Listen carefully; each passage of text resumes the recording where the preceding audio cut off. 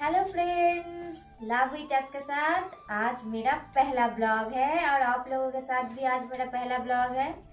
आज मेरा पति का जन्मदिन है। इस जन्मदिन के शुभ अवसर पर हम लोग दार्जिलिंग घूमने जा रहे हैं।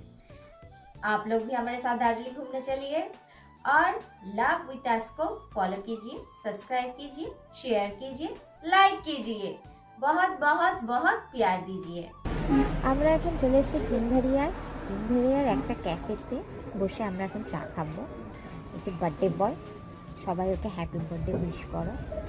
চাটা আসছে, একটু ভিড় আছে বলে চাটা একটু দেরি হচ্ছে আসতে, চলে আসবে এখন চাটা। আশপাশের ভিউটা একটু দেখে নাও চা আসতে আসতে।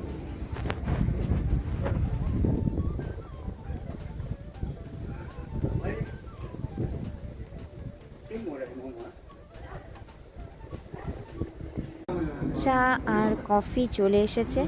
এই রেস্টুরেন্টটা ঠিক কোন জায়গায় তোমাদেরকে বলছি। এই রেস্টুরেন্টটা হলো তিনধারিয়া, উই লাভ তিনধারিয়াটা দেখার পর একটু ক্রস করলেই একটা তিনতলা বিল্ডিং দেখা যায়, টিনের শেড করা। এই রেস্টুরেন্টটা ওখানটাতে। চা আর কফির দুটোই অসাধারণ অসাধারণ।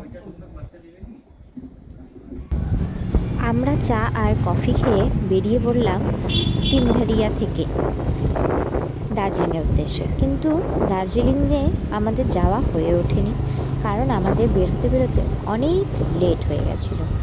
সেই কারণে আমরা গিদা পাহাড়ি ডেস্টিনেশন করলাম লাস্ট। ওখান থেকে লাঞ্চ করার জন্য কার্শিয়াং গেছিলাম। তোমরা সাথে থেকো, পরের এপিসোডে পরের ব্লগে তোমাদের সাথে দেখা হচ্ছে গিদা পাহাড়ের কিছু সুন্দর ভিউ আর ভিডিওস নিয়ে। ততক্ষণ তোমরা আমাদের সাথে থেকো, পাশে থেকো।